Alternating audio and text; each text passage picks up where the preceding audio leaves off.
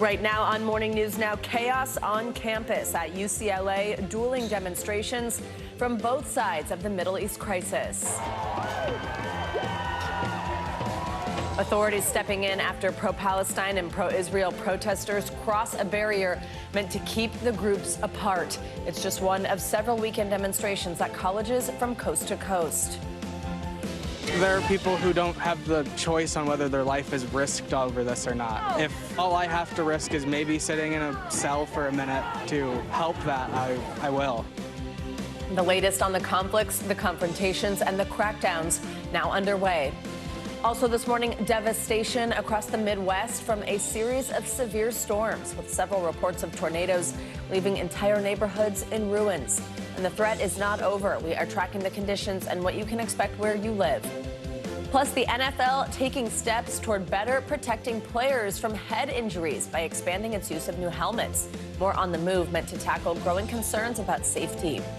And fun in the sun. That's right. It's time to start planning your summer vacations. We've got some tips on how to get the best deals for some of the hottest destinations. Good morning. I'm Savannah Sellers. Thanks so much for joining us on a Monday. Joe's off today. We're going to get started this morning with the dramatic scenes of demonstrations continuing to play out across college campuses in the U.S. Police clashed with students protesting the war in Gaza over the weekend, resulting in over 200 detentions nationwide. This morning, some of the universities are saying they support the students' right to free speech, but the encampments violate school policy. In response, many student organizers say they will continue until administrators divest from companies that may be profiting from the war. NBC News correspondent Aaron McLaughlin is outside of Columbia University with the latest. Hey there. Over the weekend, there were police crackdowns across multiple campuses nationwide, with more than 250 either arrested or detained, as these pro-Palestinian protests show no signs of slowing down. In fact, overnight in Virginia Tech, multiple pro-Palestinian protesters were arrested after they failed to disperse following warnings from police. The university saying it had recognized that the situation had the increasing potential to become unsafe. Then over the weekend in Missouri, 80 people were arrested at Washington University, and at Northeastern, over 100 people were arrested, ending that encampment. While in Southern California, fights broke out on the campus of UCLA, where an encampment remains, police officers setting up barriers to separate dueling demonstrations. And at USC, also in Los Angeles, the school's famed Trojan statue was vandalized. Now, while the University of Southern California says it has canceled the planned main commencement event for this year, there are also concerns here at Columbia University that they'll have to do the same, with student protesters saying they really hope it doesn't come to that, but they are adamant that their demands be met. Late Friday, we heard from the university saying that for now they've decided not to send in the NYPD to take down the student encampment there, saying that would be counterproductive. Back to you. All right, Aaron, thank you so much. Well, this morning there are renewed global efforts for a ceasefire in Gaza following a weekend of Israeli airstrikes that killed dozens of Palestinians in Rafah and in Gaza City. Secretary of State Antony Blinken is meeting regional and European counterparts in Saudi Arabia today before heading to Jordan and then Israel later this week. Hamas officials are in Egypt to discuss the latest truce proposal on the table. We're joined by NBC News international correspondent Raf Sanchez in Tel Aviv and White House correspondent Aaron Gilchrist. Good morning to both of you. Thanks for joining us. Raf, I'll start with you. What can you tell us about these talks happening in Egypt today? What are we hearing from both Israel and Hamas? Savannah, there is a real sense of urgency right now about getting to a ceasefire deal before Israel's threatened ground offensive in Rafah begins. The current talks are focused on an Egyptian proposal which would see Hamas releasing 33 hostages from the so-called humanitarian category. So that is women, it is children, it's the elderly, it's people with serious medical conditions. That is down from an earlier proposal which would have seen the release of 40 hostages from that category in exchange for a temporary ceasefire and the release of Palestinian prisoners. Hamas has indicated it does not have 40 living hostages from that category. Now, as you said, there is a delegation of Hamas officials in Cairo today. We are expecting a mid-level Israeli delegation could head to the Egyptian capital tomorrow, depending on the progress on those talks. Hamas has released a series of hostage videos over the last week featuring 2 American Israeli hostages. Hamas is framing those videos as a sign of goodwill, as a sign of its willingness to negotiate. From the Israeli government perspective, they are saying getting the hostages out of Gaza remains a priority, but the Israeli government seems internally divided about whether or not is the top priority. Some of the far-right members of Benjamin Netanyahu's cabinet saying Israel needs to focus on going into Rafah and destroying Hamas. Some of the more moderate members saying there needs to be a ceasefire deal first, get the hostages out, and then they can worry about Rafah. Savannah. Aaron, let's bring you in here. So this is all happening as Secretary Blinken returns to the Middle East on this new diplomatic blitz I laid out. What is he hoping to achieve on this tour, and what have you heard so far from him in Saudi Arabia?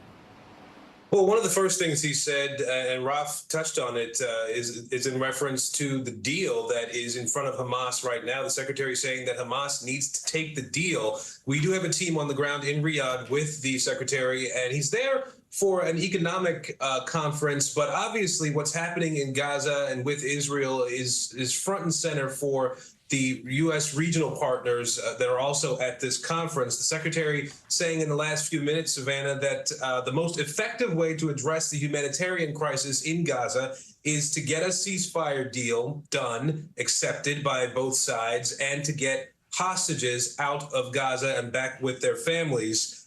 He also talked about the need for Israel to present some concrete steps to really address the civilian issues and the humanitarian aid group safety issues that have arisen in the last 6-7 months since this conflict has been going on in Gaza. And so this is just the beginning of a several days long meeting that the secretary is participating in, Savannah. And while he'll be talking about some of the economic issues that the GCC, the Gulf Cooperation groups or countries are supposed to be talking about, obviously this is going to be front and center, and he's going to try to shore up some alliances in the Middle East to try to help bring an end to the situation between Hamas and Israel, and also to start talking about a 2-state solution for Israel and the Palestinian people ultimately in the future, Savannah.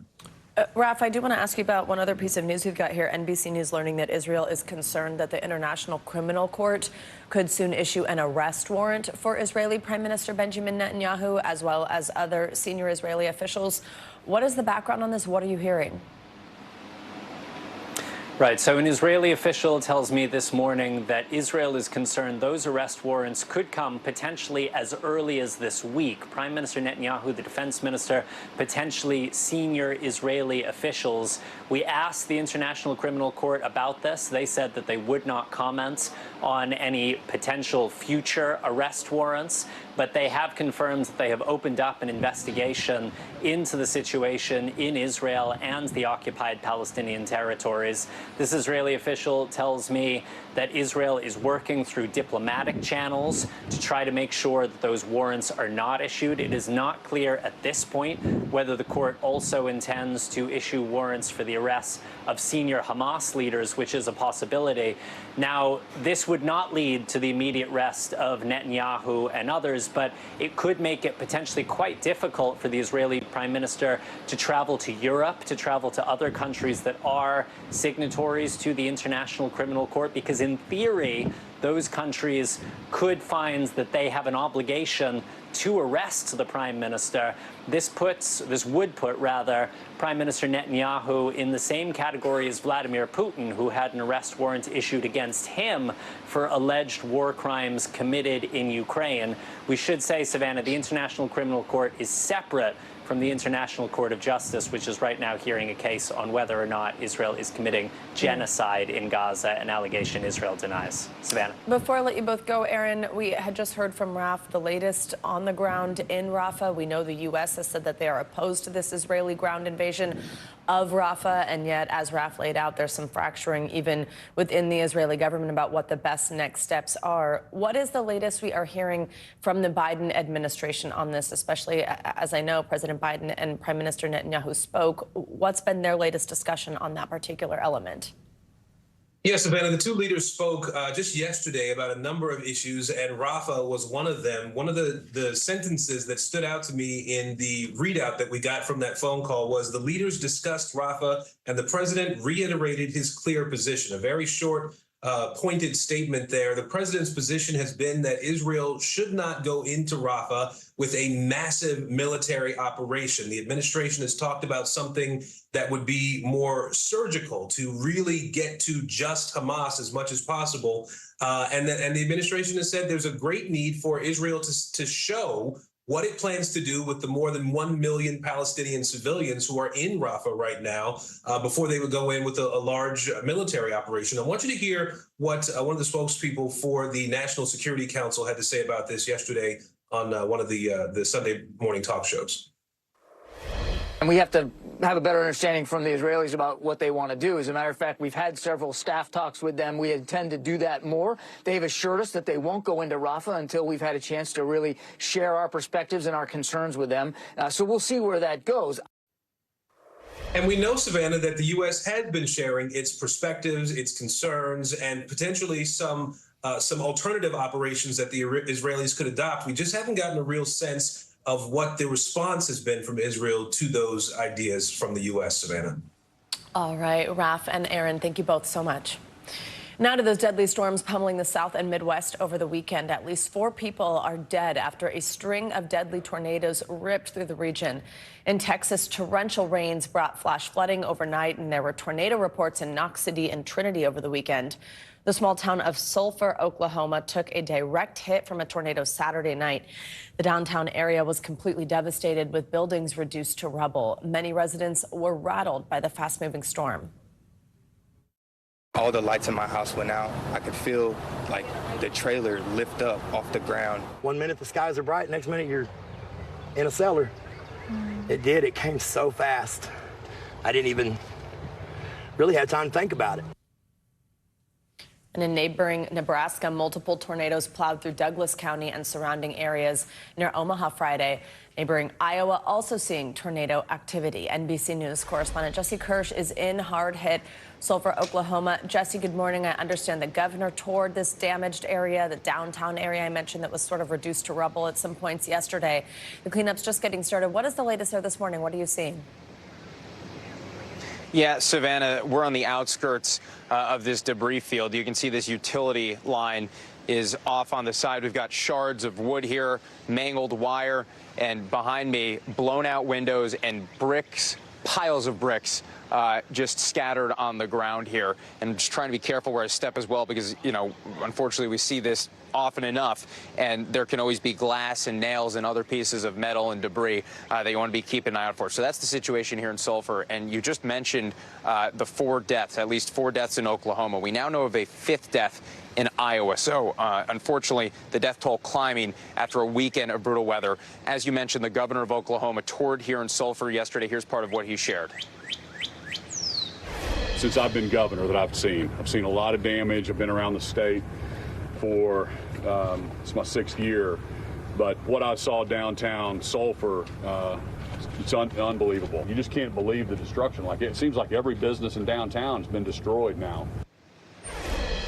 And again, locals have referred to this as a historic downtown, so you can imagine that's years of community history, at least physically, partially wiped out now, Savannah. Absolutely. And Jesse, what about in Texas? I mentioned that they got some rough weather, even just overnight. Tell us the latest there.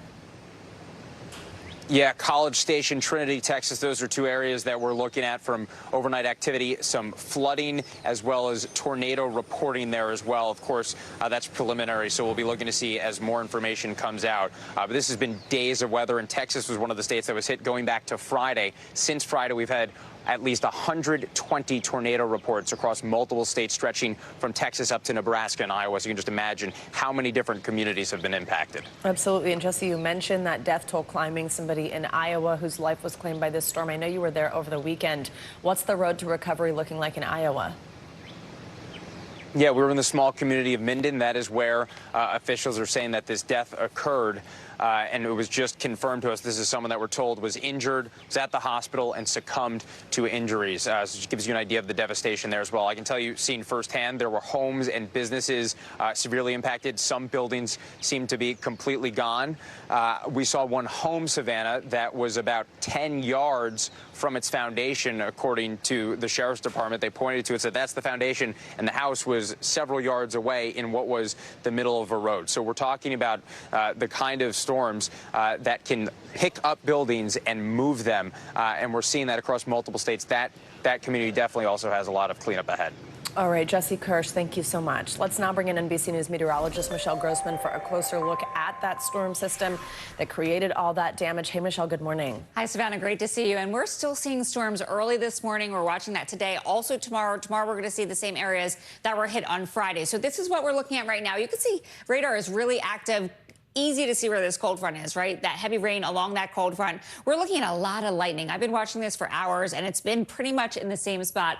We're concerned about flash flooding as we go throughout the day. Hearing that thunder early this morning, and we do have the threat for severe weather along the Gulf Coast as we head throughout this Monday. And even into the Midwest, we're looking at those storms, also looking at some really heavy rain. So that's going to be the story as we go throughout the day, zooming in a little closer to what's happening in the south. Where you see this purple here, that could be indicating some hail falling as well. So everything's on the table in terms of winds gusting up to 60 miles per hour, the hail, the heavy rain, and a few chances for tornadoes along the Gulf Coast. I'll show you that in just a minute. But it's going to be another rough day today. Not as extreme as what we saw Friday, Saturday, or Sunday.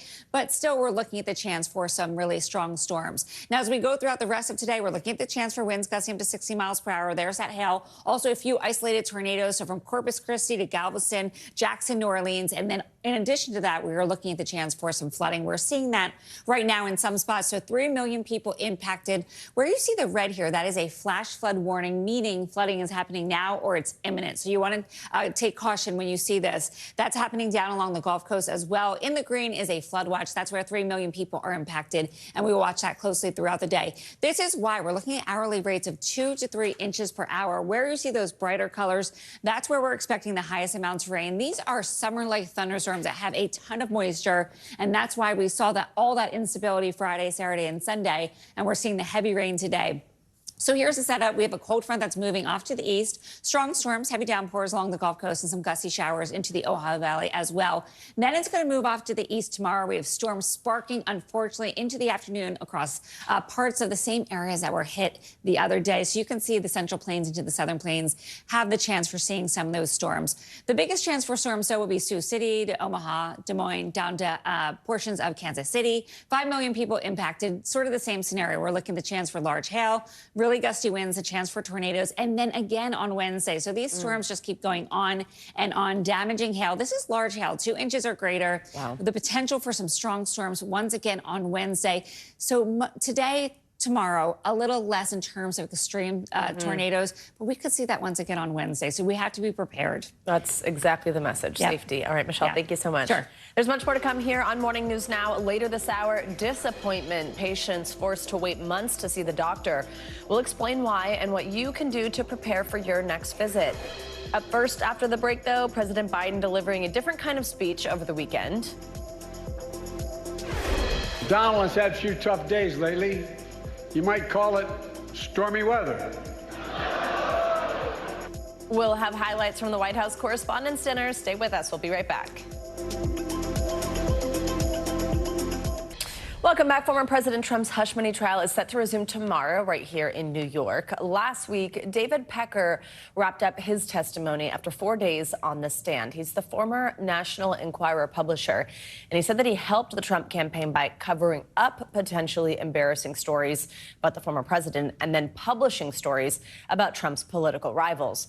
The former president faces 34 counts of falsifying business records related to an alleged hush money payment made to former adult film star Stormy Daniels to conceal an alleged sexual affair. For his part, Mr. Trump has pleaded not guilty and denied a relationship with Daniels. For more, we are joined by NBC News reporter Gary Grumbach, who's been covering the trial. He's been in the room, but now we've got him on set. Gary, it's great to have you here with us. Great to be here. Good morning. So tell us a little bit about who else we've heard from as far as last week goes. Bring us up to speed and what you're going to be looking for this week. So we saw 3 different parts of Donald Trump's life really explained to the jury this past week. First, we saw, as you mentioned, David Pecker. He explained the catch and kill scheme and the fact that he was doing what he was doing, which catching and killing stories for money, by protecting himself, protecting his company, and he said protecting Donald Trump, which I think was an important part of his testimony. We also heard from Rona Graff. She was Trump's longtime gatekeeper, essentially. She was the executive assistant, physically right outside of his office. She knew everything that was happening in that place on the 26th floor of Trump Tower. And what she said was she saw in the contact list of the Trump Organization Stormy Daniels' contact information and Karen McDougal's contact information. Stormy Daniels' information was listed just as the word Stormy. Karen's had her full name. She was also aware and talked about sort of like the character defense for the defense, about the character witness, talking about how Donald Trump was a real nice guy, and he was somebody who, if he saw her working late, he would say, go home, enjoy your time with your family, don't stay here. She said she didn't because she had work to do, but that was something that the defense, I think, appreciated, the character defense part of it. Absolutely. What do you think we're going to see this week? Tell us what you're looking for. So at the very end of the day on Friday, we heard from Gary Farrow. He was Michael Cohen's banker, one of the people that Michael Cohen set up one of these shell companies within. And so he's going to be somebody who we only got sort of the introduction of him on Friday. This coming week, when court starts tomorrow at 9:30 in the morning, we're going to start hearing exactly what he knows and when about the money trail, because that's the real connective tissue that needs to start happening here. We have sort of a lot of the details, some of them salacious, some of them interesting about the character of everybody, but they really need to, if the prosecution wants to succeed in this case, start connecting the dots to the actual financial crime here that is alleged, which is the falsification of business records. And Gary, give us the latest on this gag order back and forth. So there have been 14 different violations, according to the prosecution, of this gag order, which prohibits Donald Trump from talking about witnesses, talking about the jury, or posting about them on his Truth Social account. 10 of them have already been heard within the court, and the judge has yet to make a decision on that. Now, that could be the most effective gag order there is, because of the idea that if he says, okay, this was a violation, it's a $1,000 fine per violation, and don't post them anymore on Truth Social, that's something Donald Trump could just blow off and brush by and continue going. If he doesn't make a decision, they're still sort of up in the air as to what the actual outcome of those violations could be. All right, Gary Grumbach, great to have you here on set with us. Thanks for coming. Well, Senate Minority Leader Mitch McConnell is opening up about the state of his party. It's de facto leader Donald Trump and the 2020 rematch in the 2024 presidential election. Meet the Press moderator Kristen Welker sat down for a one-on-one conversation with a longtime GOP senator.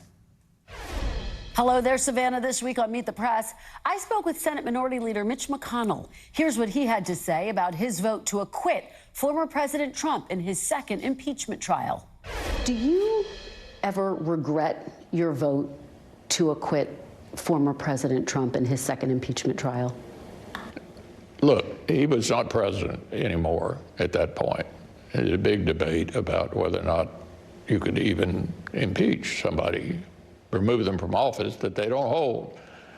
I stick with what I said then. I addressed this issue on January 6th, and on February 13th, I stand by everything I said. So you do not regret your decision to acquit him? I stand by everything I said when I addressed this issue on January 6th and February 13th. You can see my full interviews and a lot more at MeetThePress.com. You can also get more Meet the Press here on NBC News Now every weekday at 4 p.m. All right, Kristen, thank you so much. Well, on a lighter note, in Washington, President Biden got the chance to turn the tables on the media over the weekend at the annual White House Correspondents' Dinner. He also used the opportunity to throw some jabs at the press corps and his Republican rival. NBC News White House correspondent Aaron Gilchrist has the story. I want to thank you for the warm welcome. Journalism, Hollywood, and politics colliding in Washington with President Biden in rare form as comedian-in-chief. Yes, age is an issue. I'm a grown man running against a 6-year-old. The president using the White House Correspondents Association annual dinner to launch a barrage of jokes at his 2024 presidential challenger, former President Donald Trump. Age is the only thing we have in common. My vice president actually endorses me.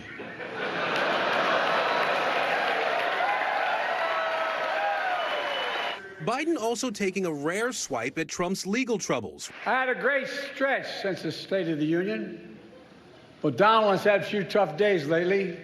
You might call it stormy weather. The president has ramped up direct attacks on Trump, but Biden's age didn't escape the night's entertainer from Saturday Night Live, Colin Jost. The economy is kind of like you on the steps of Air Force One. It feels like it's stumbling, but there is somehow upward progress. Jost also took some shots at former President Trump. Can we just acknowledge how refreshing it is to see a president of the United States at an event that doesn't begin with a bailiff saying all rise? Trump reacting on social media Sunday morning, calling the dinner really bad and saying Colin Jost bombed and Crooked Joe was an absolute disaster. Doesn't get much worse than this. President Biden ending the night with a toast to the First Amendment. To a free press, to an informed citizenry, to an America where freedom and democracy endure.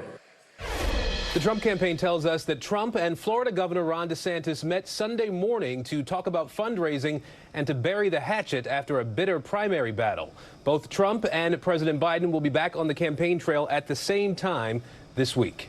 Back to you. All right, Aaron, I hope you enjoyed yourself as well. Thanks so much. International news now in China. A deadly tornado ripped through one of the country's most populous provinces over the weekend. NBC's Matt Bodner has that and other world headlines for us. Hey, Matt, good morning. Savannah, good morning. Let's kick things off today in China's Guangdong province, where at least 5 people were killed and another 33 injured by a deadly tornado. The region is a major industrial hub, and the tornado damaged about 140 factories in the city of Guangzhou. This extreme weather incident follows major flooding that hit the region just last week, killing at least 4 people and forcing more than 100,000 others to evacuate their homes. China's been experiencing increasingly intense and unpredictable weather. Scientists attribute this to the global climate crisis. Moving along now to Russia, where 3 Russian journalists were arrested over the weekend. This is the latest in the Kremlin's intensified crackdown on independent voices in that country.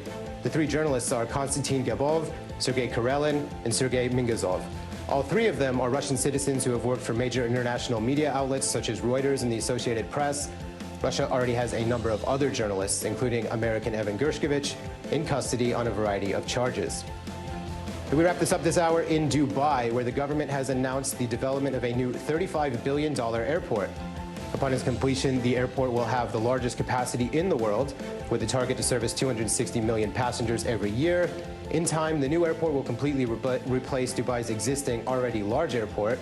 The new airport will have 5 runways and 400 gates. For reference, JFK has 4 runways and 130 gates.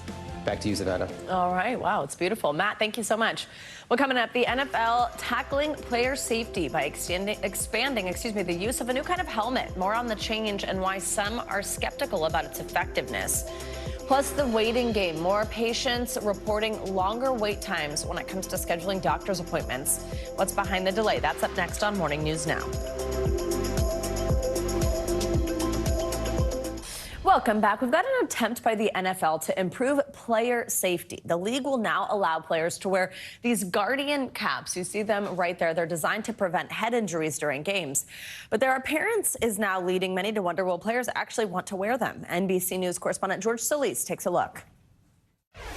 The consensus is, while not necessarily visually pleasing to look at, these pieces of headwear have shown to improve player safety, and the pros aren't the only ones using them either. The NFL now taking perhaps its most visual and polarizing steps in drastically improving player safety. The league now expanding the use of these admittedly far from fashion-forward softshell helmets.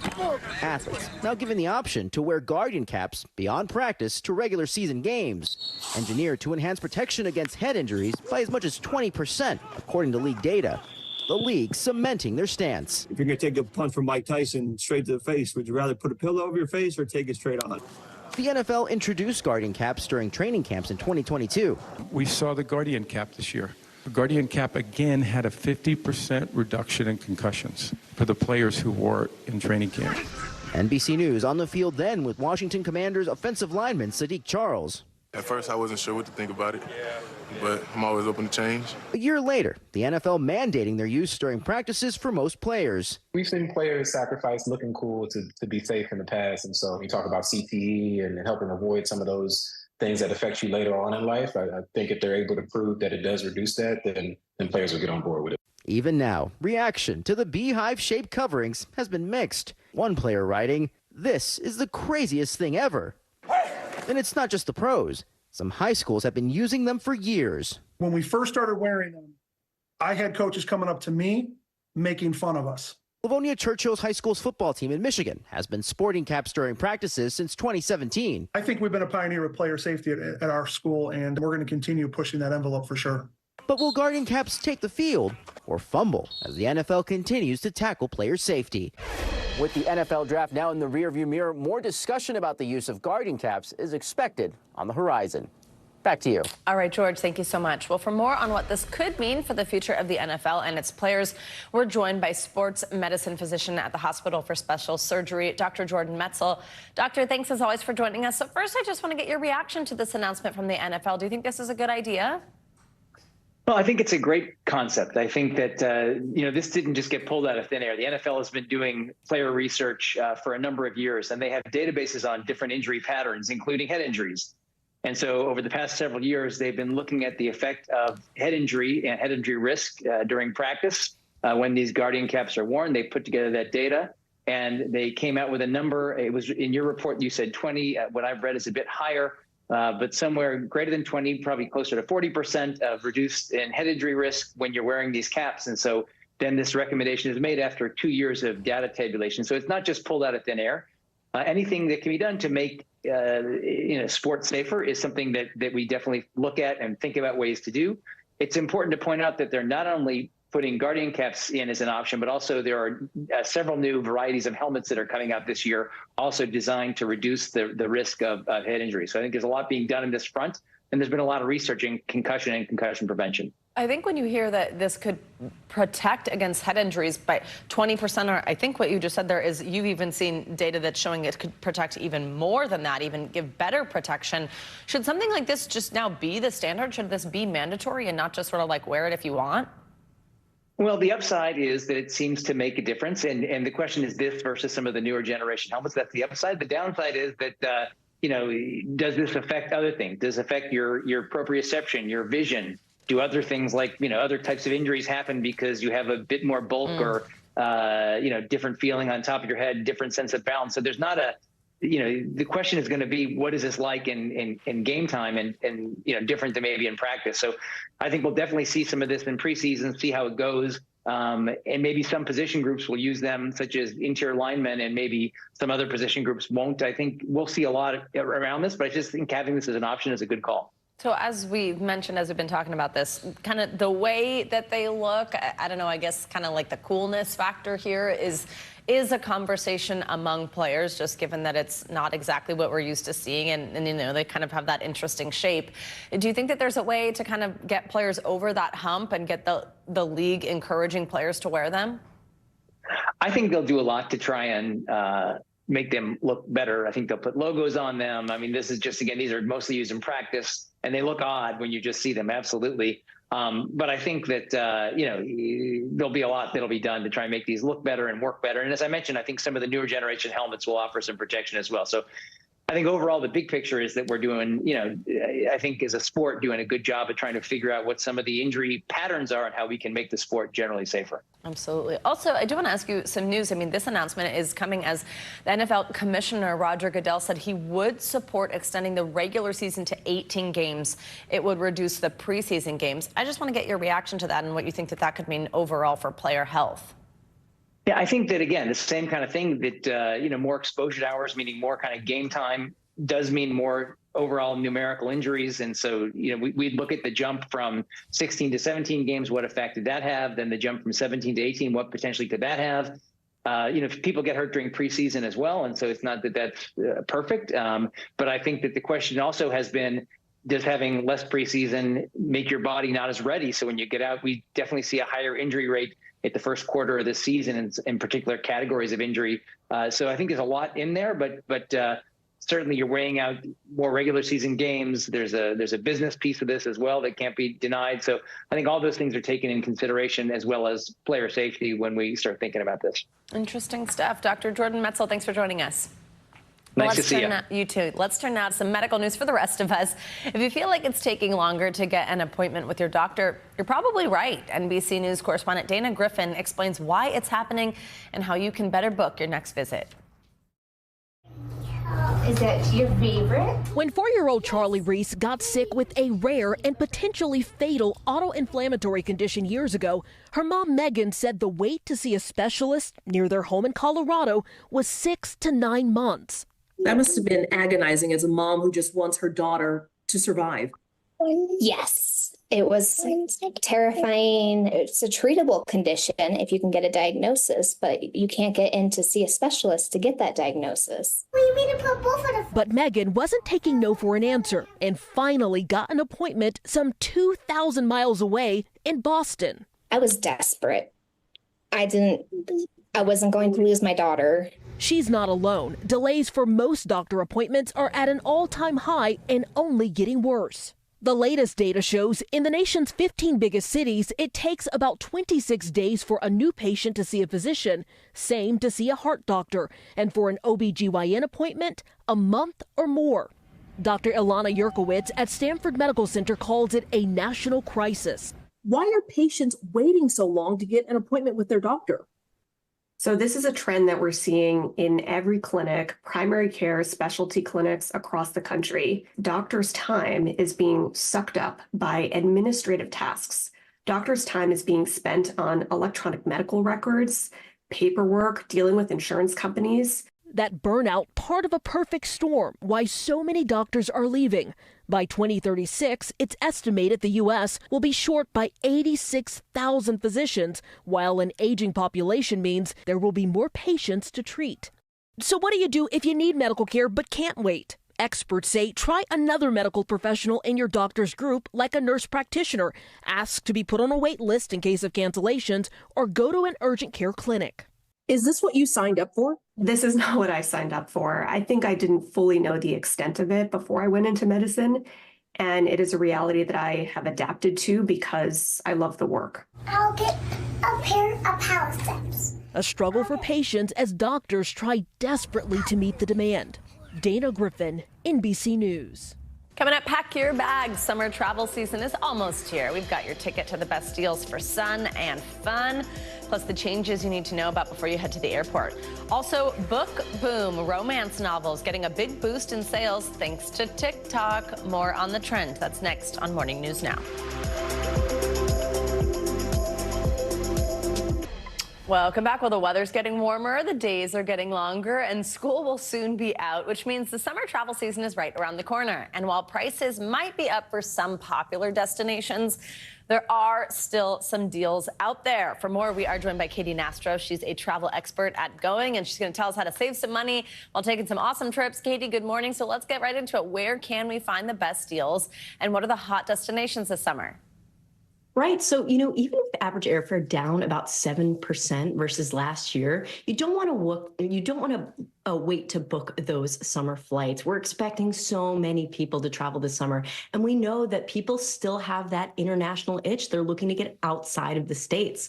Now, again, you don't want to wait, but there are some round trip deals available. You can head from New York to Dublin over the 4th of July week for only $477 round trip. Now, this is not only a fantastic deal for the summer and in general, it's a great way to get over to the Atlantic as cheaply as possible, but then you can take a budget flight elsewhere. So if Dublin's not at the top of your list, which it should be, you can still get over to Europe much, much more cheaply. We call that the Greek islands trick.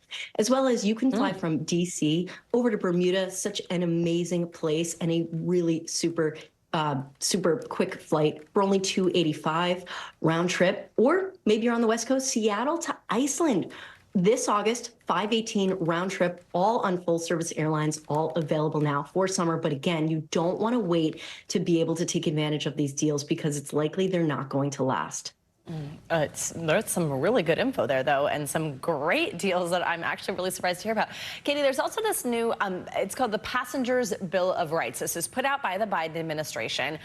When does it go into effect? What should travelers know about it? What should they keep in mind that essentially that are their rights, and make sure, that they're getting the treatment that they are now owed?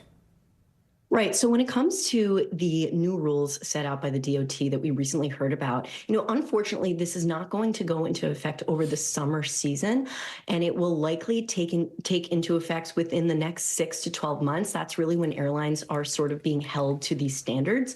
But two things that it addresses: the biggest pain points for travelers, getting refunds, and transparency around fees. Trying to get a refund after your flight's been significantly delayed or canceled can be such a headache. Now, airlines across the board, regardless of who you're flying on, are guaranteed to give you that refund if you choose. That doesn't mean you get a new rebooked flight and a refund. It means if you choose not to fly, you get that refund promptly without all that hassle that we have to deal with now. And when it comes to fees, again, this rule requires airlines to be so much more upfront and provide more clarity. So when you go to pay, you're not getting that sticker shock of all those extra fees that you're adding on. Katie, also something else that we've been hearing a lot about, families being able to sit together on flights. It's been an issue. Sometimes we see some videos about stuff like this going viral. Why are we seeing this problem pop up now? And what should families do in their booking process to try to ensure that they sit together? Right. So we're seeing this more and more, not just because of social media, but because so many more people are flying. Now, just because you booked with an airline that doesn't necessarily fall on the DOT dashboard of guaranteeing family seating, that doesn't necessarily mean that you are totally out of luck. You can always ask the airline upon checking in, once you get to the airport, are there any seats available to have your child sit at least with one adult? As well as, the next line of defense is asking your seatmate, can my child sit next to me? And 9 out of 10 times, people will want families to sit together. Katie Nastro, as always, we appreciate you being with us, giving us some tips. Thanks so much for having me. Absolutely. Well, let's stay on your wallet, starting with Elon Musk's surprise visit to Beijing for tech talks. CNBC's Silvana Henao has the latest on that in other money news. Hey, Silvana, good morning. Hey, Savannah, good morning to you. Yeah, so let's talk Tesla. Shares are jumping after CEO Elon Musk made a surprise visit to China this weekend.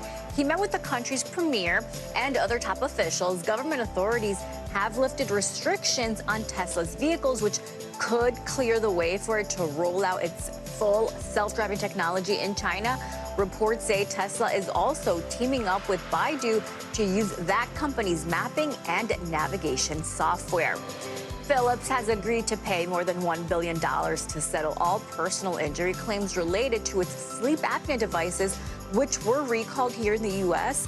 The settlement is much lower than many analysts projected, $2 to $4 billion, and as high as $10 billion. Philips has been dealing with the fallout from the recall for 3 years. The devices were pulled because of concerns foam that's inside could degrade and become toxic, leading to potential cancer risks. And Nike will reportedly fix the changes it made to uniforms for Major League Baseball following an uproar from players and fans. ESPN, citing a memo from the Players Union, says Nike will address the complaints and changes will be made by the start of next season. Nike and its manufacturing partner Fanatics unveiled new unis this year, but they've been widely panned for smaller numbers, thinner fabric, and pants that appear to be see-through, Savannah. Oh, yes, that was quite the talker. All right, Savannah, thank you so much. You got it. Well, now for a little romance on this Monday morning. The literary genre is seeing a pretty big surge in popularity, and that is largely thanks to Gen Z and social media. NBC News correspondent Elwin Lopez has more on the love book boom.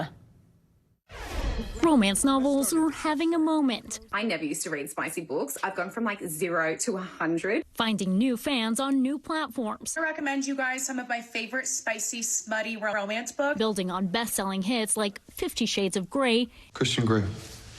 I'm Anastasia Steele. And who can forget Twilight? You better hold on tight, Spider Monkey. It's a page-turning resurgence, and even though book sales across the country are dipping, it's annual print sales of the genre that are skyrocketing, more than doubling in the past 3 years. Those penning the often hot and heavy thrills are cashing in big time. Take Colleen Hoover and Emily Henry as an example. The two women alone making up 80% of romance novel sales last year.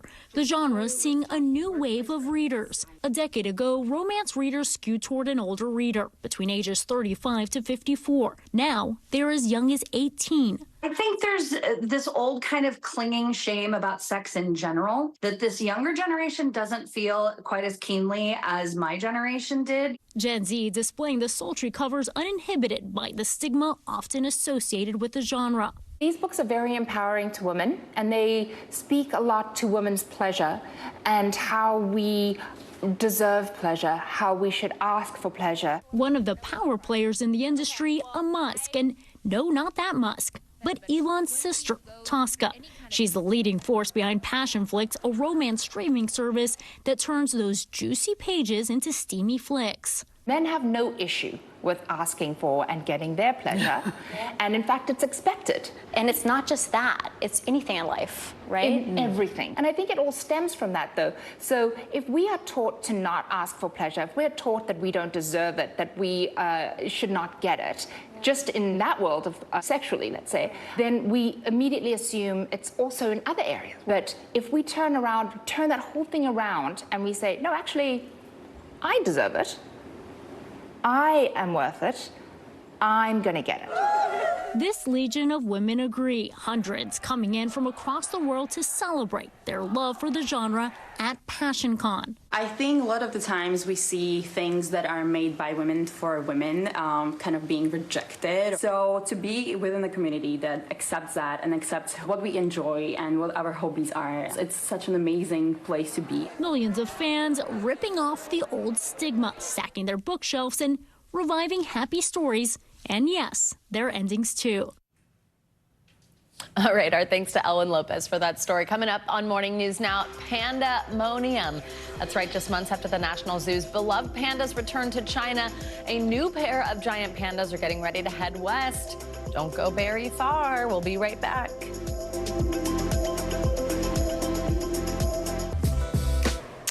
Welcome back. This basketball legend is finally hanging her jersey up for good after 16 years in the WNBA. Three-time WNBA champion Candace Parker announced her retirement on Instagram yesterday, leaving behind a legacy like no other. In 2008, Parker was the first overall draft pick for the WNBA. She's also a two-time NCAA champion playing for Tennessee and a two-time Olympic gold medalist playing for Team USA. If that wasn't cool enough, she's also the second player to ever dunk in a WNBA game. Parker was set to play for the Las Vegas Aces again this season, but due to a foot injury that cut her 2023 season short, she faced further complications after undergoing surgery. But what a legacy she leaves behind. Very cool. Well, finally this hour, remember all those tears shed when the National Zoo's beloved pandas headed back to China last year? We've got some good news. This summer, a pair of giant pandas will call the San Diego Zoo home. Our Jacob Soboroff has more. What's up? San Diego Zoo officials just got back from China where they got to visit with Yun Xuan and Xing Bao, a couple of bears expected to generate a lot of buzz when they finally get here this summer. Coming soon, a very special delivery via the Panda Express. A double dose of cuteness ready to turn America upside down. The San Diego Zoo sharing the first pictures of its future sensations, Yun Xuan and Xing Bao, two giant pandas expected to arrive this summer. Zoo officials just returned from visiting the pair in their native China, describing nearly 5-year-old male Yun Xuan as mild-mannered, gentle, and lovable. Xing Bao, a 4-year-old female, is a witty introvert with a sweet round face and big ears. It is such a globally beloved animal that just brings so much happiness and joy. The highly anticipated import can't come soon enough for Americans still reeling from the return home of 3 giant pandas from Washington, D.C.'s Smithsonian Zoo last year. I love them. They're so cute. I am sad to see them go. Panda exhibitions are more than an opportunity to marvel at these charming creatures whose population is so vulnerable to deforestation. It's a look at diplomacy in, well, in action. Richard Nixon's trip ushered in a new era of relations with China and the historic partnership in animal conservation that first brought pandas to the nation's capital 52 years ago. I think pandemonium is going to break out right here at the zoo. Pandas quickly became the main attraction, with millions flooding in to see our furry friends munching bamboo, climbing trees, even body sledding. To be able to see a giant panda in person is just such an experience. The fact that we've been able to have giant pandas here in the United States has contributed highly significantly to the preservation of the species. But for now, the only place to see them stateside is at the Atlanta Zoo, and perhaps not for long. Their panda loan comes due at the end of the year. Whenever Yunchuan and Xingbao do arrive, they're expected to stay for at least a decade. Plenty of time to catch a glimpse of nature's beauty in black and white. And there was more good news on the panda diplomacy front. Just last week, San Francisco's mayor announced a deal with China to bring a pair to the zoo there. They are still working out details, but with all of these giant pandas coming to Cali, the Golden State will soon be black and white all over. Come visit us. Back to you.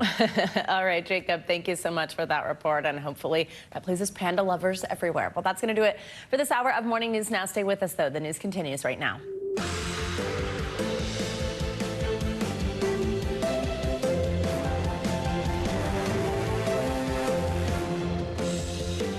Good morning and happy Monday. Thanks for joining me. I'm Savannah Sellers. Joe has the morning off today. Right now on Morning News Now, we are tracking a violent string of severe storms battering the South and Midwest this morning.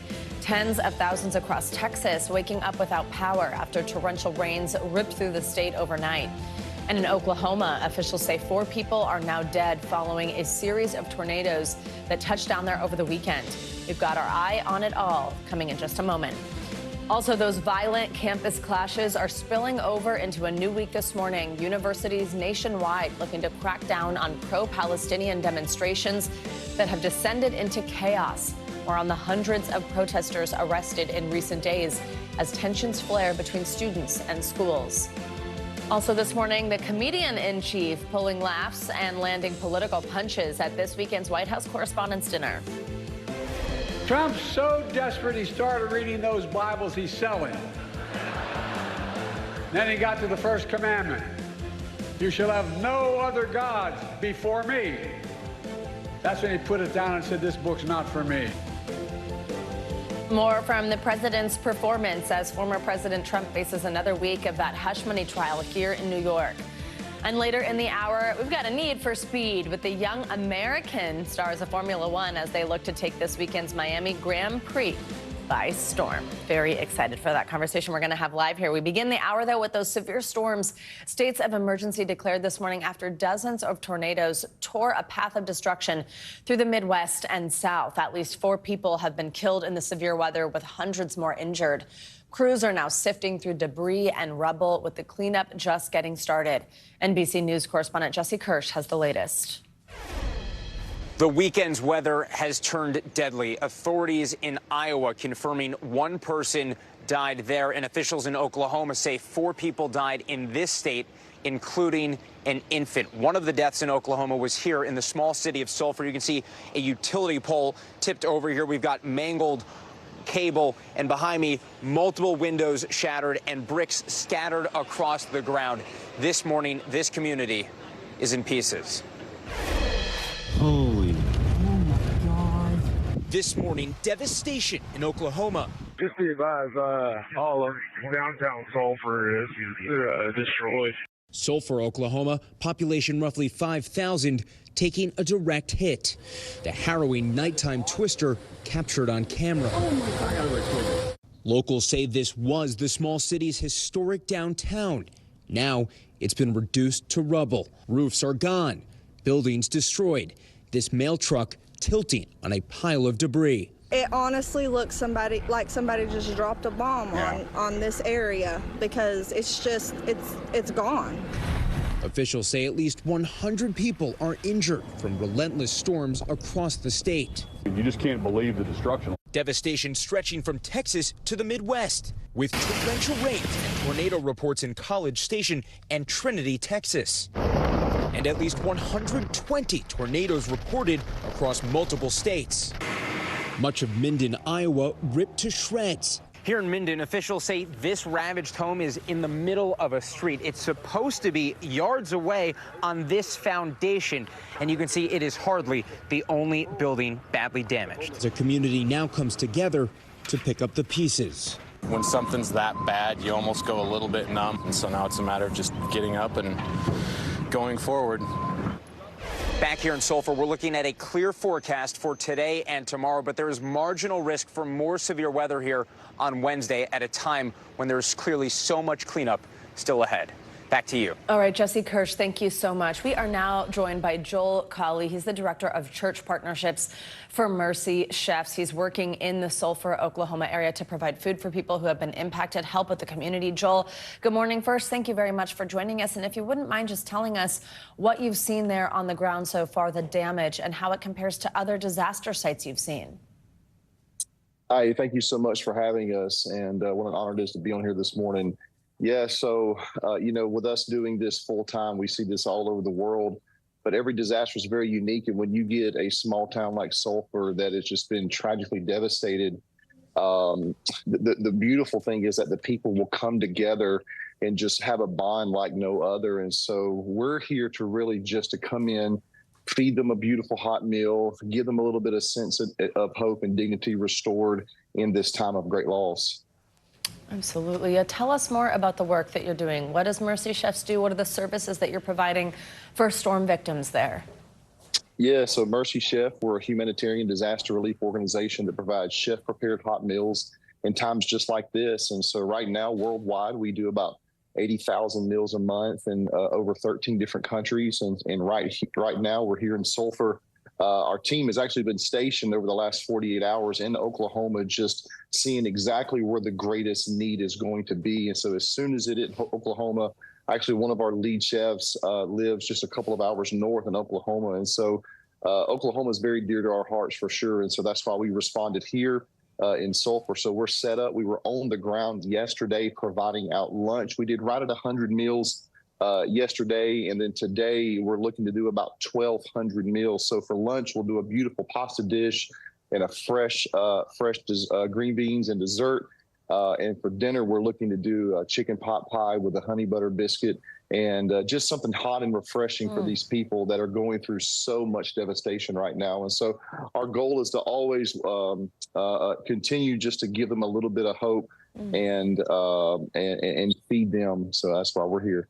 What are you hearing from the people of Sulphur? How are they doing? Right now, it's just so much shock and awe because you get this little, quiet, beautiful town that hasn't had a whole lot going on. And then when something like this happens and over half the town is just completely destroyed in homes, it just brings a lot of interruption in their lives. And so today, as they're continuing to process this, we hope that while we are here, we can provide a little bit of assistance and a shoulder to lean on. And so we're working through some great local churches all around the area, not just in Sulphur, but also in multiple different counties that has been hit. And so, we're here just to be a helping hand in this time of need. What do people there need right now, and how can people who are listening help? For sure. So first of all, prayers, lots and lots of prayers. They're going to need lots of supplies, and then they're going to need a lot of help in the long term as well. So they've lost absolutely everything. The easiest way for you to be involved in what we're doing is go to mercychefs.com, and all of our social media handles is @mercychefs. And so there'll be plenty of opportunities to come in and help volunteer. And we can point you in the right direction to do that for sure.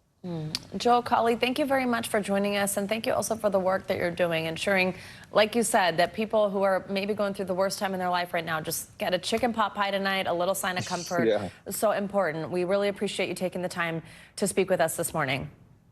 Hey, thank you for having us in interviews like this that allow us to continue to do the work that we're doing. So thank you so much for allowing us to be here. Absolutely. We are happy to have you. Thank you. Well, let's get a check on the weather now and see where that storm's headed. Meteorologist Michelle Grossman is here. Hi, Michelle. Good morning. Hi there. Yeah, we're still watching storms early this morning. So we have the threat for storms today. Also tomorrow and then Wednesday, we're going to see another threat for storms. So let's take a look overall what's happening today. We have that front that's bringing some rain. Could be heavy at times from the Midwest all the way down through the lower Mississippi Valley, also the Gulf Coast. Coast. We're looking at the chance for strong storms, could include some tornadoes as well, and also really heavy rainfall that's leading to flooding, could lead to flash flooding as well.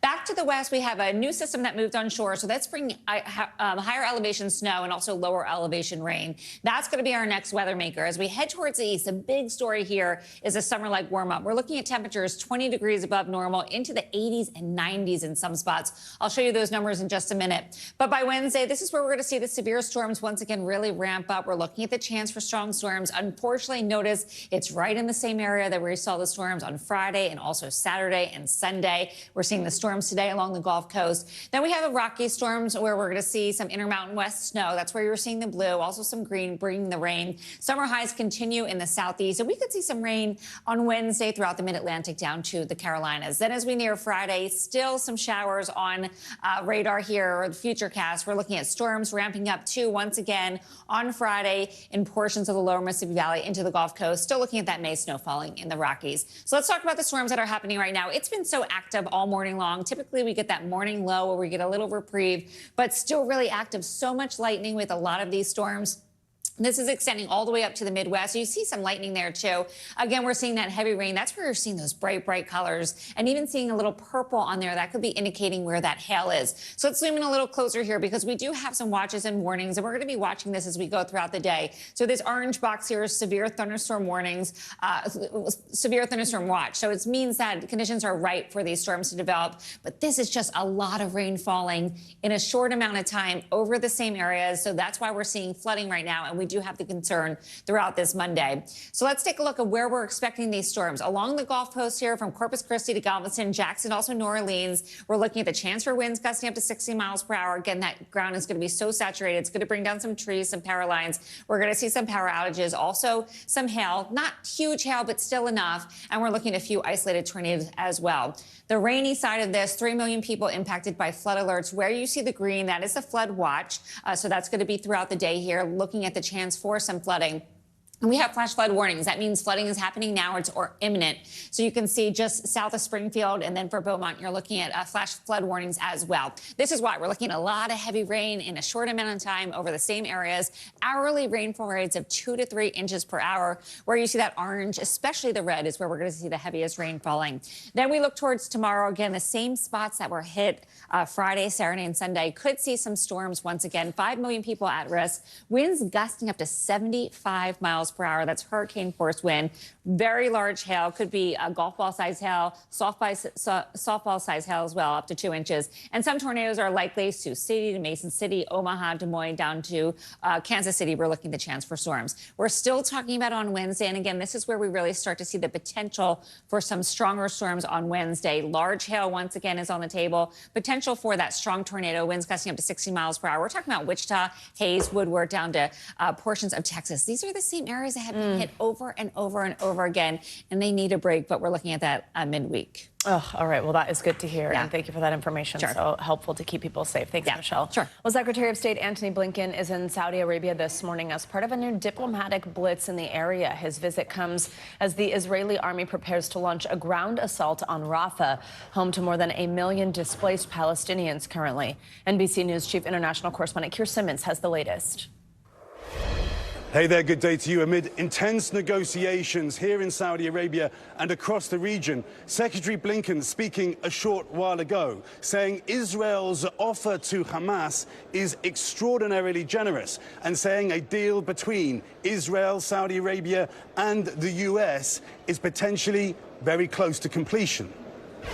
This morning, Secretary Blinken in Saudi Arabia with a deal over the war in Gaza and release of hostages on a knife edge. Hamas releasing a second hostage video in less than a week, including 64-year-old American Israeli Keith Siegel. His niece holding on to hope. I think that now is the moment. I have faith that we can do a deal now. Siegel, one of 5 Americans still believed to be held in Gaza. Israel's army is poised to launch an assault on Rafah in Gaza, now home to more than 1 million Palestinians. The White House says President Biden reiterated his clear position on Rafah during a call with Israel's Prime Minister. Within hours, Netanyahu's office declaring no compromise on its war objectives. Hamas officials in Egypt today. Egypt's foreign minister telling CNBC's Dan Murphy a deal remains difficult and multi-dimensional. Well, these are sensitive negotiations. While here in Saudi Arabia, Secretary Blinken discussing the day after war, aiming for incentives to bring the bloodshed to an end. Hamas has before it a proposal that is extraordinarily generous on the part of Israel. And in this moment, the only thing standing between the people of Gaza and a ceasefire is Hamas. Meanwhile, an Israeli official telling NBC News today Israel is greatly concerned the International Criminal Court may issue arrest warrants for Prime Minister Netanyahu and other Israeli officials as early as this week. We reached out to the ICC. It declined to comment. All right, Keir, thank you so much. Well, here in the States, more than 200 people were detained over the weekend as police continued to clash with college students protesting against the war in Gaza. The demonstrations have spread from coast to coast as officials race to dismantle encampments before graduation. Students say they are not going to give up. NBC News correspondent Aaron McLaughlin joins us from outside Columbia University with the latest here. Hey, Aaron, good morning. Hey, Savannah, good morning. Over the weekend, there were police crackdowns at multiple campuses across the country with more than 250 either arrested or detained as the pro-Palestinian protests show no signs of slowing down. This morning, tension on college campuses growing and spreading. Pro-Palestinian protesters arrested at Virginia Tech overnight after they failed to disperse following warnings from police. The university saying it recognized that the situation had the increasing potential to become unsafe. The heated conflicts now playing out at dozens of schools nationwide, with students demanding an end to the Israel-Hamas war and that their schools divest from Israel. Over the weekend, fights breaking out at UCLA, dueling protesters clashing on campus. Police officers setting up barriers to separate the demonstrations. I would not feel safe being on campus. It really makes me feel, even being back here, pity for the students who have to deal with this every day. Also in Los Angeles at USC, the school's famed Trojan statue vandalized.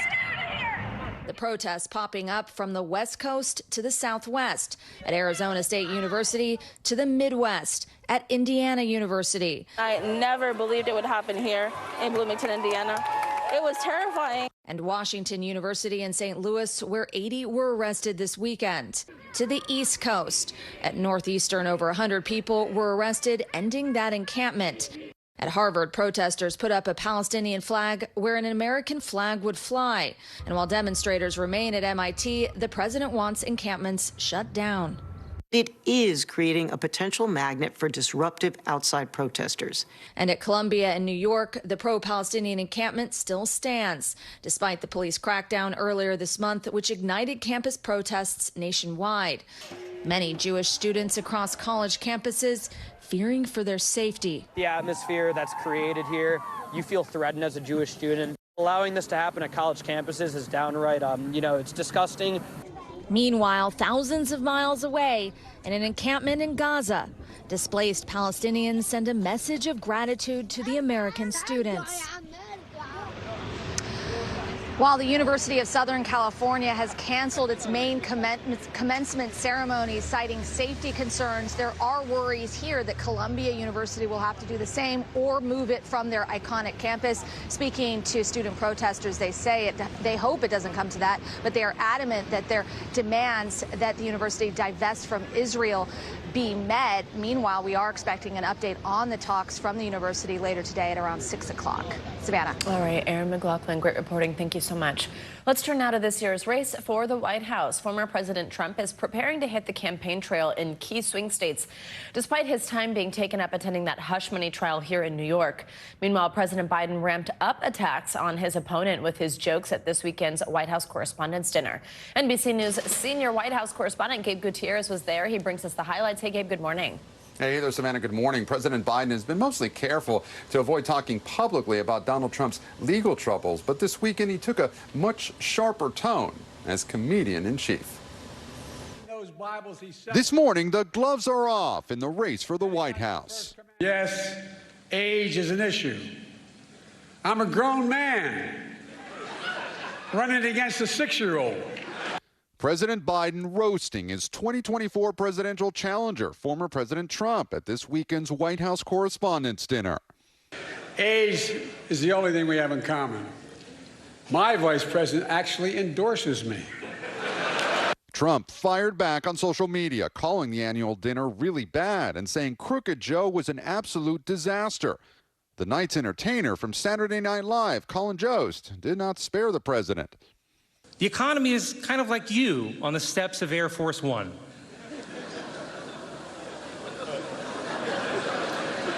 It feels like it's stumbling, but there is somehow upward progress. President Biden also took a rare swipe at Trump's legal troubles. Donald has had a few tough days lately. You might call it stormy weather. It comes as Trump faces another week of his hush money trial in New York, where he's accused of falsifying business records to cover up an alleged affair with adult film star Stormy Daniels, charges he denies. There's no case here. There's no case whatsoever. It's a disgrace. Court proceedings resume tomorrow, but are off again on Wednesday. That's when the former president is planning a campaign swing to key battlegrounds, Wisconsin and Michigan. This morning, a new CNN poll showing Trump with a lead over President Biden, but overall, the race remains very close. Other polls, including NBC's, finding the two closer. And with President Biden leading in campaign cash, sources tell NBC News Trump met for breakfast this weekend with his former GOP rival, Florida Governor Ron DeSantis, who said he plans to help fundraise. On Friday, in an interview with Howard Stern, President Biden said for the first time that he'd be happy to debate Donald Trump. The Presidential Debate Commission has already scheduled 3 debates starting in September, but neither campaign has formally committed. Savannah? All right, Gabe Gutierrez, thank you so much. Well, there is much more to come on this hour of Morning News Now, including my conversation with America's hottest rising stars in the world of Formula One, ahead of this weekend's Miami Grand Prix. First, though, after the break, a royal celebration this morning in the wake of a series of health scares that have plagued Buckingham Palace. We've got more on William and Kate's anniversary. That's up next.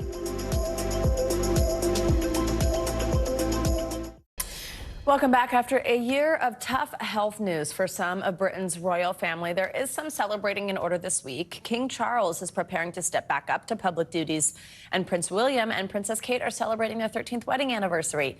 NBC News international correspondent Kelly Kobaya joins us now with the latest from London. Hey, Kelly, good morning.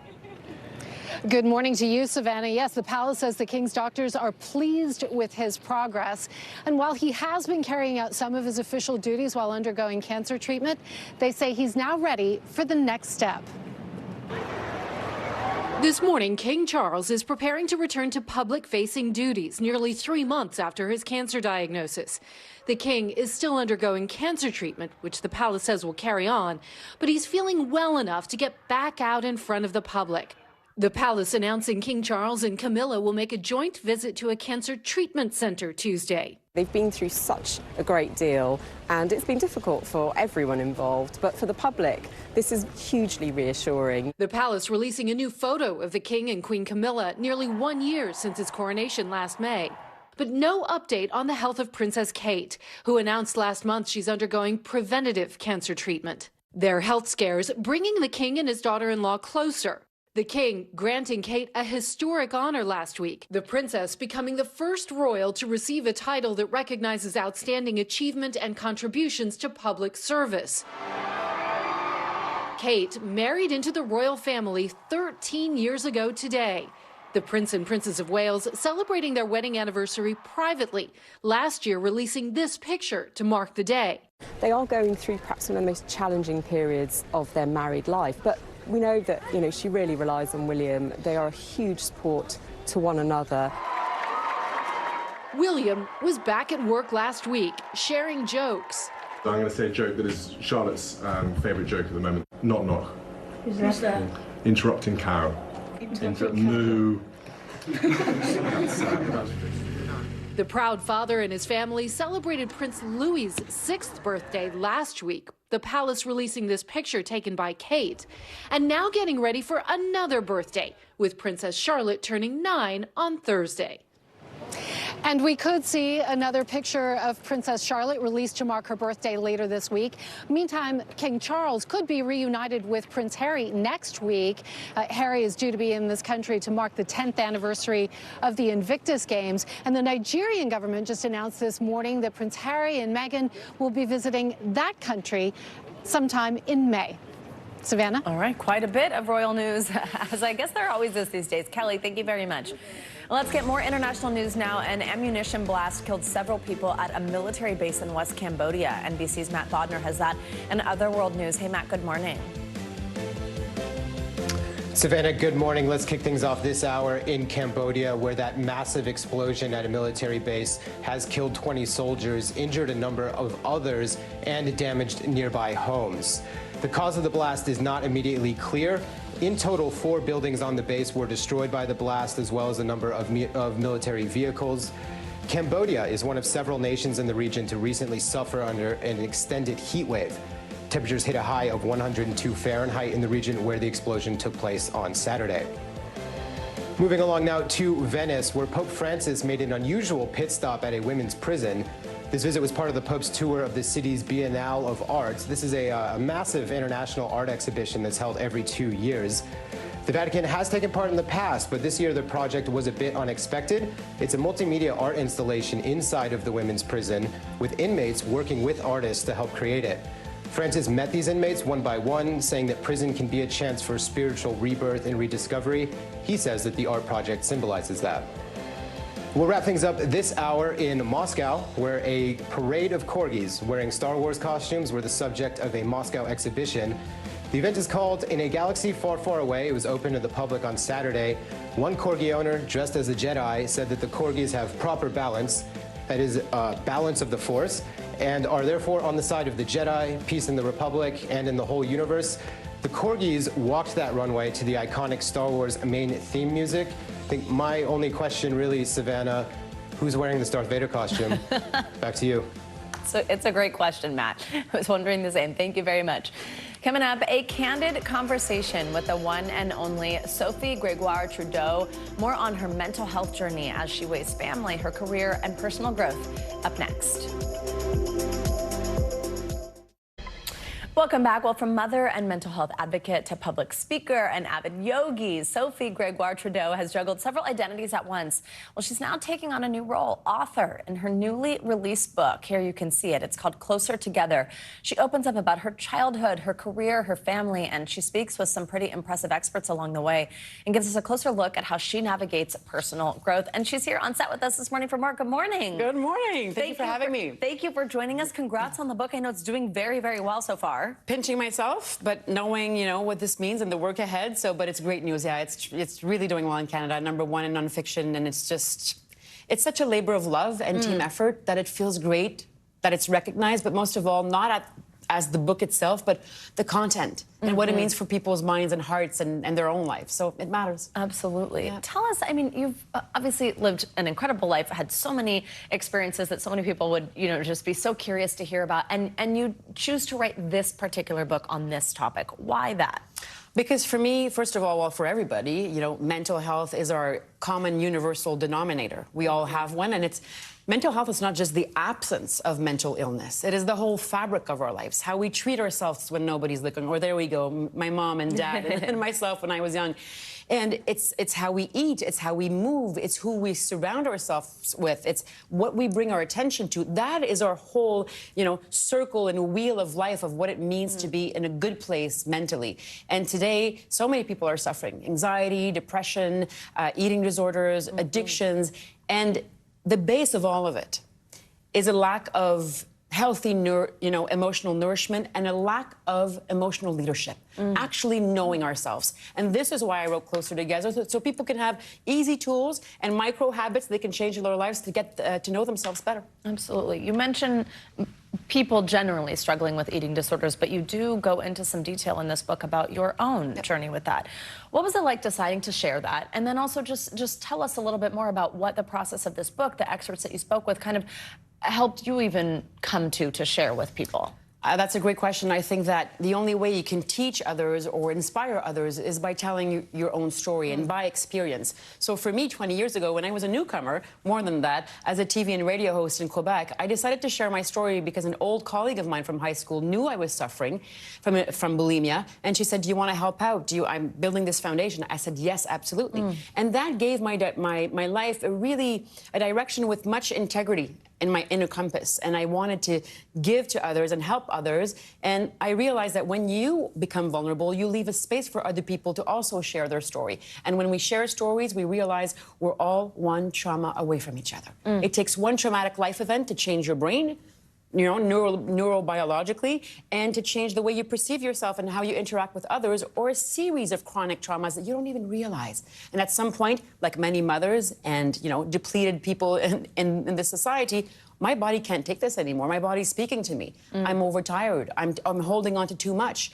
So there's a mental health crisis in so many areas of our lives, and we have to be careful to not pathologize it too much and understand that we're reacting to also cultural, societal factors, economic injustices, and that it's really hurting us psychologically and physically. What a way to put it. We're all one trauma away from each other. Meaning, once you have that, then you suddenly have a whole new group of people to connect with. Exactly. And you know what? In the book, I talk with a famous psychologist, Rosemary Charest, and she says, should I say that in English? Rosemary Charest. And she says that the more unhappy people she's met in her lifetime through her practice are the ones who cannot trust in others. So the more secure you are in yourself, the more emotional leadership you have within you, the less threatened you are by the difference of others. Look at the state of the planet right now. Most people are in their alert, fight, flight, freeze nervous system, which is called the sympathetic branch. But there's easy tools to come back, and I talk about it in the book, into home, into yourself, feeling safe. Because on the Abraham Maslow's pyramid, you have food on your table and a roof over your head, but safety is not there. You have a problem, and you're overstressed and fatigued. Oh, absolutely. I know that you had, at least I understand, I shouldn't say I know, from what I've read, you had written this book already. It was already off to the publisher and everything. At the time when you went through something big personally that we, of course, because of the position you're in, we all are aware of and know things about your personal life and separating from your husband. But I really liked that one of the ways that you put this book was that it's helping people prepare for big emotions. And it kind of dives in on that. How did doing this, I wonder, help you through a time when I assume there were some big emotions? It helped me a lot because the human brain doesn't like uncertainty. And life is just inevitability of change. And we have to face it. But it's scary. And sometimes when you feel like you can't do something and it's really intimidating, but you actually jump through that circle of fire, and where you land is much softer when you're courageous and brave than what you think. So I really want to encourage people to know that they have everything within them to be courageous, to take that little leap. And sometimes it's big, sometimes it's small, but it changes something inside of you where you trust yourself better and where you also trust others along the path, because there's always allies along the path. People should never have to suffer in isolation or in silence. What was it like for you getting to talk to these experts through all of this? It was illuminating. When you look at what's happening right now, whether it's like protests on university campuses or whatever it is, the state of the world, you understand that people are not in a secure place and they don't feel safe. So it is incredibly important to understand that hate, for example, and I talk about it in the book with an expert on dehumanization called David Livingstone Smith, hate stems from a deep need of connection that never took place. When we talk about trauma in our society, right? Isn't that incredible? Yeah. When we talk about trauma, it's not just what's bad that happened to you, but also what's good that should have taken place but didn't take place. So think about that in your own life. Yeah, wow. Say what hate is again? So hate stems from a deep need for human connection that did not happen. Wow. And trauma is not just what's bad that happened to you, but what's incredibly good and nourishing that didn't take place. And I'm quoting Dr. Gabor Mate's work here. But what a way to do that, to flip. It's like the inverse of it, and focus on the lack of a positive rather than the presence of a negative. And the biggest trauma that we can cause to a human being is unhealthy lack of human connection. But ironically and beautifully, human connection is the healer to all of this. Yeah. There's so much packed in here. I mean, you've even referenced just some of these nuggets that you got from these experts. But what do you hope is the biggest takeaway for a reader who maybe really needs this, sees the title like Closer Together and is like, that's something that I want to dive into? What do you hope they take away? That they're never alone on this path, that there's support everywhere. If you get some no's, you'll get some yeses. That asking for help is a sign of intelligence and courage and not of, lack of. It's the opposite. And that we have so much power within our own selves to lead ourselves emotionally, to take that breath when we feel we're out of it, to decide to resolve a conflict when we feel overwhelmed by a relationship, to take care of ourselves when we just want to go lay on that couch and have our beer or junk food after a big stressful day. We have what it takes to emotionally lead ourselves and be more in tune with who we are, relax our nervous system so we can actually come to the other and not feel so threatened by their difference. What a way to put it. Sophie, thank you for coming in. Thank you for sharing this book with us. And congratulations on how it's doing. I really enjoyed this conversation. Thank you so much. Same here. Yeah, and Closer Together, available now. Thank you. Great to have you here on this. Coming up, it's long been a water cooler dream for millions of football fans nationwide. But could the day after the Super Bowl actually become a holiday? NFL Commissioner Roger Goodell sure is not opposed. His comments that are sending fans into a frenzy up next. We are back now with a bear scare. Hundreds of black bears are invading a small town north of Los Angeles and are breaking into homes and cars. NBC News correspondent Elwin Lopez reports. Tucked away within the Los Padres National Forest, the community of Pine Mountain Club, California, has always been surrounded by wildlife. This one just doesn't even care that I'm here. But now it's turned into what some here are calling an invasion. Black bears now out of the woods and crawling onto patios, somehow opening car doors. Holy even breaking into homes. Get!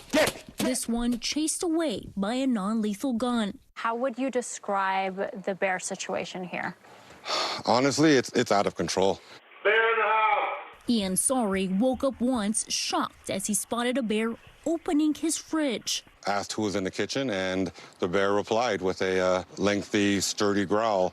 I just hit that stun gun, and that electrified sound made the bear jump straight back out the window he came in. Since last July, there have been over 560 bear-related incidents, already far higher than the 319 from the year before. We're going on bear patrol? We're going on bear patrol. Stan Ensgo patrols the town nightly looking for bears. Within less than an hour, there's a bear. We saw 2 of them. Hey, what are you guys doing? His goal, to scare them away.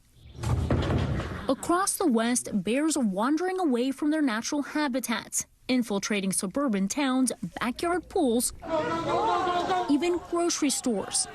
Some experts say raging wildfires and drought have forced them to look for food elsewhere. In Pine Mountain Club, some blame the wildfires. What are you doing? You get down. Get down. Others see another culprit. We've got a few residents who think it's their job to feed the bears, so they contribute to the problem. And we're working with the authorities to deal with that. Now homeowners are doing whatever they can to keep bears from breaking in. Ian's property fortified with electrical wire. I love our wildlife, but I also love my home and my family.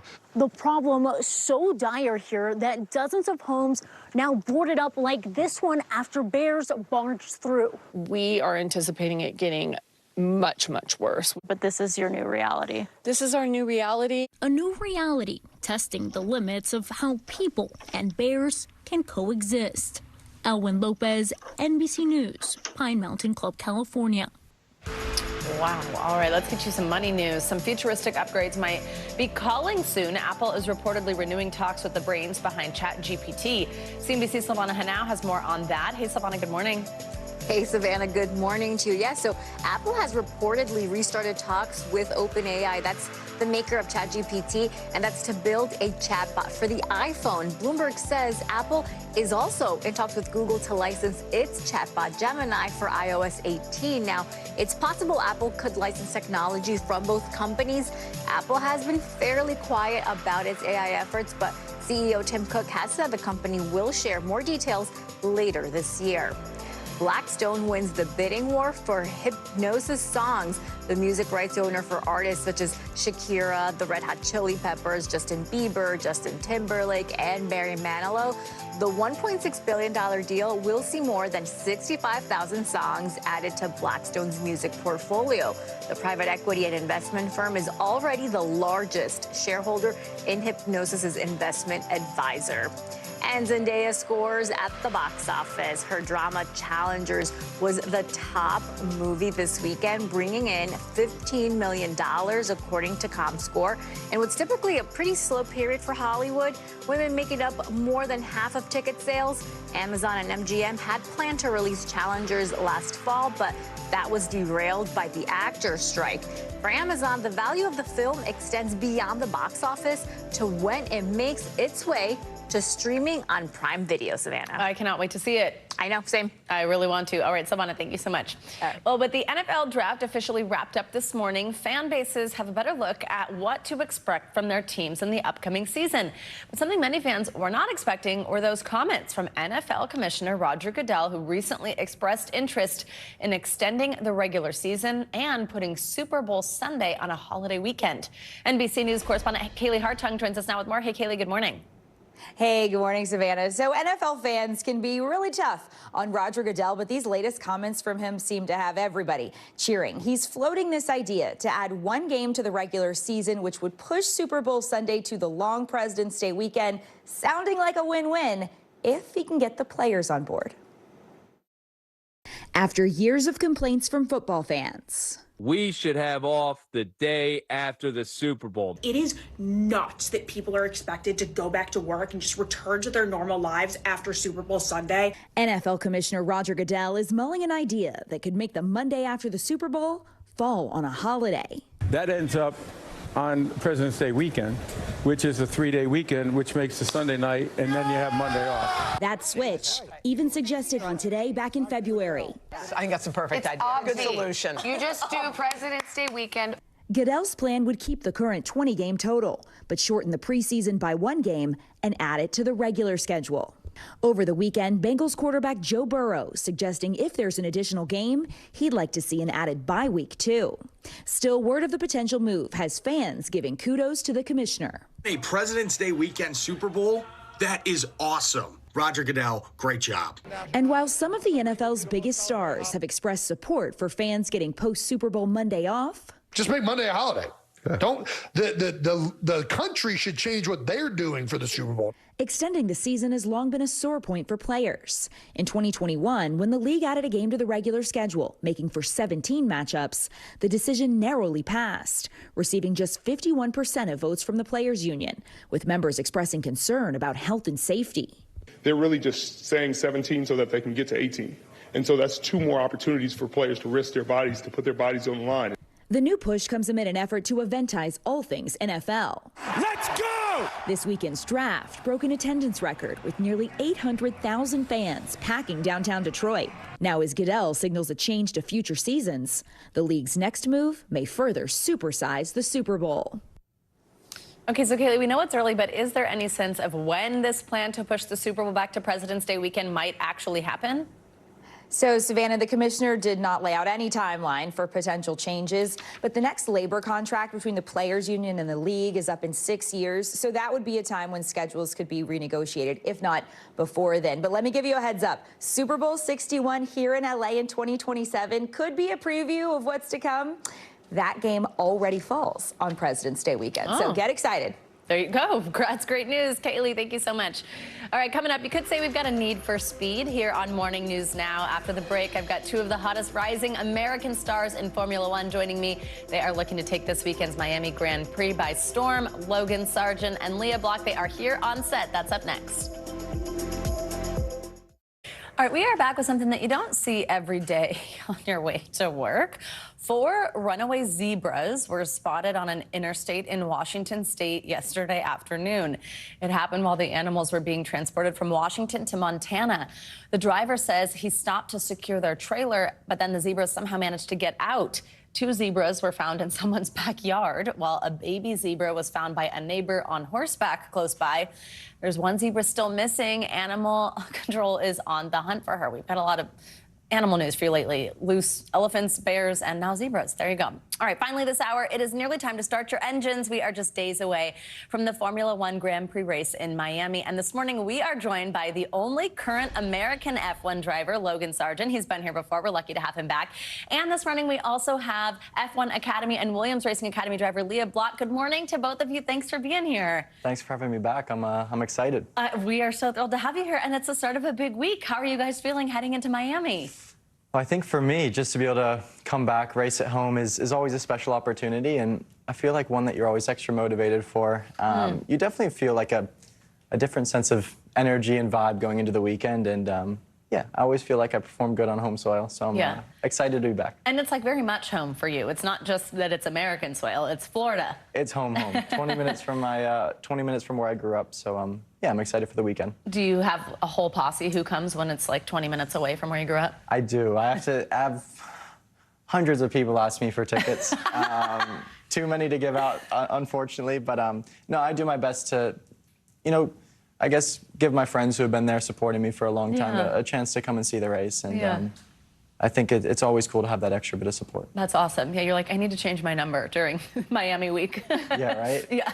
Unfortunately, I can't. Leah, for people who might not, and as I'm sure, and we've discussed this the last time that you were here, more and more people here in America are becoming familiar with and becoming huge fans of F1, especially after the show Drive to Survive. But for people who are watching who might not know about F1 Academy, tell us about it and what it is, what it means for you. Yeah, so F1 Academy is a female-only racing series. It's basically a stepping stone for young females coming out of karting and the lower steps of racing to take a chance and come into, which is basically an F4 car in the F1 Academy. So we each race under a F1 team, so I'm honored to be under Williams Racing, and yeah, it's just a great opportunity to be racing in Miami, not have any jet lag coming from home, being a home race. So I'm really excited going into the weekend. And what has it been like for you to get used to F1? I mean, how different is it from what you were doing prior? Yeah, it's really, really different. I mean, completely different type of motorsport. I came from rally and off-road racing, so it's truly been a steep learning curve for me, but every race is just more experience, and I'm just loving the journey so far. I always ask whenever I get the chance to talk to anybody with F1, how do you do the jet lag? Like, it actually blows my mind how you guys are so on it. Well, I guess Leah's still in the start of experiencing it. But no, for me, this actually the start of this year has been really difficult. We've been all over the place, back and forth, all over the world. And honestly, I think you're just so tired that any chance you can sleep, you just sleep. But no, we definitely have our little tricks to try and adjust our body clock a little bit quicker. But for sure, this start of the year, I've felt it. All right, what are the tricks? Just when you work out, when you eat, just making sure you're disciplined. If you shouldn't be sleeping at that time, don't go to sleep. Melatonin helps a lot. But I think a lot of it's just, as I said, self-discipline. Make sure you're doing what you need to do to get your body adjusted. Yeah, absolutely. So as I mentioned, you're both Americans in the sport, which is very rare. What do you think that is about? And do you think we will see more Americans join? I want to hear from both of you on this, but I'll start with you, Logan. Yeah, I think, well, firstly, to obviously pave a road in a way is something that I've always wanted to do. And I think just looking back when I used to be in karting, I was one of the only Americans to be doing it. Yeah. And now I look at the karting drivers now, and there's a lot more Americans in it racing in Europe. And that's always good to see. So I think you're going to see more coming through in the future. But for now, I'm the only one in F1, but I hope there's plenty to follow. Yeah, and Leah, you're an American and also a female race car driver. Tell me what that's been like for you. Yeah, it's quite cool, honestly. I mean, going over to Europe and racing the F1 Academy and just testing. One of the only Americans, you know, talking to my French engineers and my teammates that are from all over the world. So it's quite different, but it's just an experience. And, you know, I think even just these last couple of years, because of Drive to Survive, there's so much more of an interest from the American audience, and just they're wondering, how do we get into it? So I think we're just going to see more and more come over to Europe and start racing, and more series starting up in the U.S. as well. What has that shift in interest been like for you? Just how much more popular it's gotten here in the U.S.? I think it's definitely cool just because there's more audience and more people looking at me, but I just hope to show young females in the U.S. that it is possible and that there's a road, so it's just about getting there. Absolutely. What has the F1 program been like for you? F1 Academy, excuse me. Like, the fact that that even exists is just pretty amazing. When I first learned about it, I was like, it's so neat that this exists here. What has it been like for you to be part of it? It's been amazing. I mean, we're part of the first generation in the F1 Academy, and it's just really cool to see all the opportunity they give, and even just the step up into FRECA that the championship winner gets the next year. Just really, really good for just females in motorsport, and I just hope to see it take off. Yeah, it's so awesome. Okay, something else besides just Grand Prix this weekend that you have coming up, Lap of Legend. Okay, I got a little sneak peek of this, but if you, I want you to try to explain to the audience how this works, because this is so neat. It has to do with avatars and legends and you racing them. Well, I haven't seen anything, so I'm jealous. But no, I think it's going to be, you know, a really, really cool piece. We spent a lot of time working on it. It's a, it's a virtual race, racing against legends of the past. So bringing current time and current generation of cars to race, you know, all the cars and legends of the past. So I'm excited to see it. I know we put a lot of hard work into it, and I think everything we did seems like it's going to turn out really amazing. So I'm excited to see it myself. What was it like filming this? It was interesting. Yeah. I mean, the cool part was we were able to, well, I was able to meet, you know, all these amazing drivers of the past, and even just talk to them and you know, get some insight and advice for coming into this year. But a lot of really cool bits of filming, and yeah, I'm just excited. Yeah, it's really neat, like the tech behind all of it. It's awesome. Logan Sargent and Leah Block, thank you both so much for coming in studio. It's an honor to have you. Good luck this weekend. Thank you. Great to have you both here. That's going to do it for this hour of Morning News Now, but stay with us. The news continues right now. Thanks for watching. Stay updated about breaking news and top stories on the NBC News app, or follow us on social media.